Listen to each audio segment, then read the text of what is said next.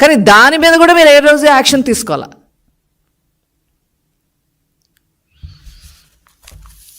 ఖబర్దార్ జగన్మోహన్ రెడ్డి గారు, ఖబర్దార్. ఇష్టం వచ్చినట్టుగా మాట్లాడటం.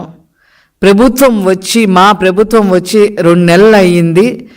అసలు మాకు సంబంధం లేని విషయానికి కూడా మేము అంటించుకొని, ఈ రాష్ట్ర ప్రజలు అని చెప్పి అంటించుకొని మరి చంద్రబాబు నాయుడు గారు యాక్షన్ తీసుకొని అక్కడ డిఈఓతో విచారణ చేపిస్తూ, నిన్న హోమ్ మినిస్టర్ గారు కూడా వెళ్ళడం జరిగింది, పర్యవేక్షణ చేయడం జరిగింది.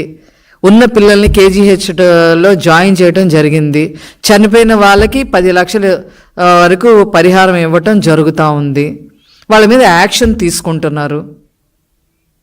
ఇంకా ఇదంతా కాక వాళ్ళందరినీ నెత్తినేసుకుంటాం, గవర్నమెంట్ తరఫున మేమందరం నెత్తినేసుకొని నేనే చూస్తానని చెప్పి కూడా చంద్రబాబు నాయుడు గారు మాట్లాడటం జరిగింది. పిల్లల కన్నా ఏది జగన్మోహన్ రెడ్డిని చీకొట్టింది. కనీసం ప్రతిపక్ష హోదా కూడా ఇవ్వకుండా మిమ్మల్ని తీసి అవతల పారేసింది. అయినప్పటికీ కూడా జ్ఞానోదయం కలగకుండా, ఏమాత్రం సిగ్గు ఎగ్గు లేకుండా ఈరోజు మళ్ళీ తెలుగుదేశం పార్టీ నారా చంద్రబాబు నాయుడు గారి మీద బురద జల్లే ప్రయత్నం చేస్తూ ఉన్నారు. వంగి కొబ్బరికాయ కొట్టలేని వాళ్ళు కనీసం జెండా వందనం, జెండా ఎగరేయటానికి ఆసరాగా ఉండే తాడుని కూడా అతని దగ్గరికి రావాలి తప్ప అతను ఆ తాడు దగ్గరికి వెళ్ళే పరిస్థితి లేకుండా ఉండే ఈ జగన్మోహన్ రెడ్డి ఏమాత్రం జాతీయ జెండాకు కూడా గౌరవం ఇవ్వలేని ఇతను ఈరోజు నిన్న జరిగిన ఈ పాయకారావుపేటలో ఫుడ్ పాయిజన్ ఏదో జరిగితే దాని మీద శవరాజకీయం చేస్తూ ఉన్నారు. నేను ఒకటే అడుగుతున్నా, ఏం జరిగింది అక్కడ? ఒక చర్చ్ ఫాదర్ ఒక అనాథ శరణాలయంలో కొంతమంది బాలికలతో ఉండి నడుపుతున్నాడు అనాథ శరణాలయం. బిర్యానీ పెట్టారంట, అది ఫుడ్ పాయిజన్ అయ్యింది. ఫుడ్ పాయిజన్ అయిన విషయం ఆ చర్చ్ ఫాదర్ ఎవరితో మాట్లాడా? అక్కడ స్థానిక ఎమ్మెల్యేలతో కానీ ప్రజాప్రతినిధులతో ఎవరితో మాట్లాడా? ఎవరితో మాట్లాడలేదు. 3 రోజులు అయిన తర్వాత అది విషయం బయటకు వచ్చింది.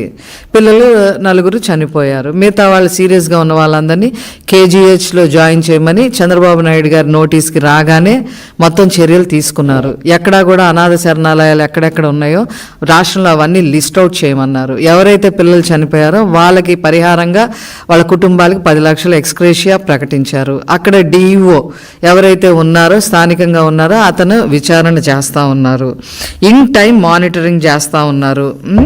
తర్వాత ఈ రాష్ట్రంలో ఉన్న అనాథ శరణాలయాలన్నింటినీ కూడా లిస్ట్ అవుట్ చేసి అసలు వాడి పరిస్థితి ఏంటి, అవసరమైతే గవర్నమెంటే టేక్ ఓవర్ చేస్తుందని చెప్పారు. నిన్న ఎక్కడైతే ఇది జరిగిందో అసలు పూర్తిగా ఆ శరణాలయం బాధ్యత మొత్తం చంద్రబాబు నాయుడు గారే తీసుకుంటానని చెప్పారు. ప్రభుత్వం తరఫున తీసుకుంటా అని చెప్పి. ఇంకేంటి మీ బాధ? ఇది శవరాజకీయాలు చేయడానికి ఎందుకు ప్రయత్నం చేస్తూ ఉన్నారు? మీకు అసలు అర్హత ఉందా అని నేను అడుగుతా ఉన్నా. పులివెందుల్లోనే, అక్కడెక్కడ కాదు, జగన్మోహన్ రెడ్డి గారి ప్రభుత్వంలో జగన్మోహన్ రెడ్డి గారు ముఖ్యమంత్రిగా ఉన్నప్పుడే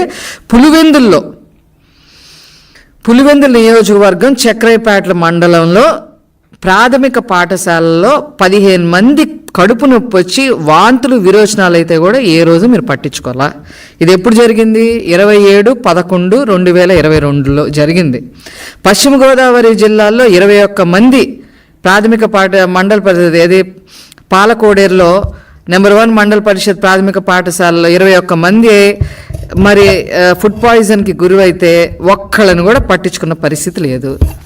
ఇది మేము సాక్ష్యాలతో సహా